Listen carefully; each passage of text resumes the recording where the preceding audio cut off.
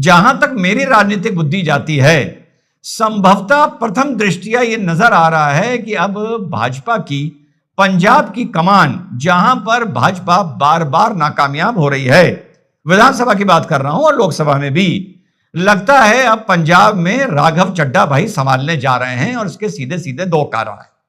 एक तो आप लोगों को पता है, राघव चड्ढा बहुत चढ़ाए ब्लू आइड बॉय थे, पैसा जमा करके पंजाब का इलेक्शन लड़वाने का उनको नायक माना गया था। सीएम की भी बात हो रही थी, लेकिन नहीं साहब, ऐसा नहीं हुआ। अब उसके बाद चलते चलते ये नौबत आ गई कि साहब जूतम लात चल गए, आप तूतू पे उतर आई और राघव चड्ढा बनाम आप खुलकर हो गया। और उप लीडर का पद जो आपकी तरफ से इनका राज्यसभा में था, वो हटा दिया गया और उसके बाद साफ कह दिया गया कि आपको बोलना तक मना है, आप बोलेंगे नहीं। खैर साहब, अब उनके बजाय अशोक मित्तल को इंट्रोड्यूस किया गया, लॉन्च किया गया। बहुत पैसे वाला, बहुत नामी आदमी है Ashok Mittal. Lovely professional university का आप लोगों ने नाम सुना होगा, lovely professional university, lovely sweets, lovely auto वगैरह वगैरह, उसका मालिक, फाउंडर। तो उसकी जगह, राघव चड्ढा की जगह, यह जिम्मेदारी साहब अशोक मित्तल को दे दी गई। अब इसी बीच यह हुआ कि पंजाब में देखते हुए ब्लू आइड बॉय थे, तो राघव चड्ढा को जेड सिक्योरिटी भी मिली हुई थी पंजाब सरकार की तरफ से। हाल के दिनों में वो जेड सिक्योरिटी भी राघव चड्ढा की पंजाब गवर्नमेंट ने विड्रॉ कर ली है। और इसी बीच अशोक मित्तल जो राघव चड्ढा के जगह पर आप द्वारा राज्यसभा भेजे, क्या राज्यसभा क्या कहें कि वहां पर उनको डिप्टी लीडर जो चुना गया, उसके चलते, ये तो साफ देखो भैया, साफ है।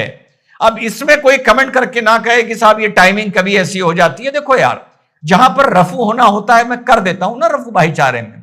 अब पेवन तो मुझसे नहीं लगती है।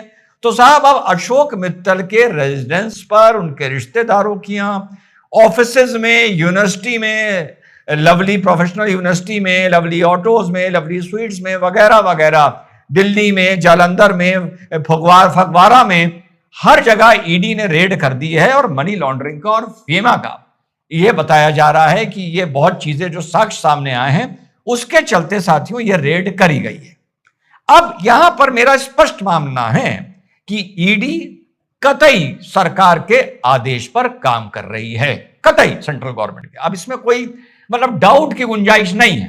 ठीक, अब सवाल उठता है क्यों कर रही है भैया, वो आपका इंटरनल मैटर था? नहीं, यही बात जो मैंने पहले बोली थी कि राघव चड्ढा को थोड़ा सा पसंद करना शुरू कर दीजिए, प्रीति चोपड़ा को भी थोड़ा पसंद करना शुरू कर दीजिए, और प्रियंका चोपड़ा के लिए थोड़ा सा सॉफ्ट कॉर्नर अपने दिलों में पैदा कर लीजिए। क्योंकि ये चीज नजर आ रही है कि पंजाब की कमान अब राघव चड्ढा संभालने जा रहे हैं। और हुआ ये, जैसा मैंने पहले बताया, कि जो राघव चड्ढा की जेड सिक्योरिटी गवर्नमेंट ने विड्रॉ करी, वो तत्काल केंद्र सरकार ने राघव चड्ढा को, जो खबर आ रही है, रिपोर्ट्स बता रही हैं, जेड सिक्योरिटी मुहैया करा दी है, दे दी है। और अब भाजपा का अगर आप पुराना भी हाल का इतिहास उठा के देखें तो पहले बहुत आरएसएस कैडर का, आरएसएस का बड़ा दबाव रहता था। अब इतना नहीं है। जैसे आप भैया हेमंता जी को देख लें, हेमंता जी मुख्यमंत्री बने, उससे पहले सोनेवाल बने, वो भी छोड़ के आए थे। वो पेमा खांडू अरुणाचल के बने, वो भी भाजपा में ऊपर से आए थे। और उसके बाद अभी समर्थ चौधरी का आप उठा के देख लीजिए, ये भी बाहर से आए थे।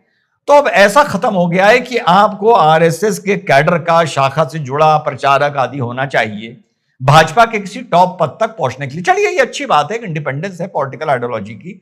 ये जरूरी नहीं है कि आरएसएस के आप जुड़े हो तभी आपको कोई पद मिलेगा। हाँ, पहले असर ज्यादा था, अब असर कब देखने को कम मिलता है।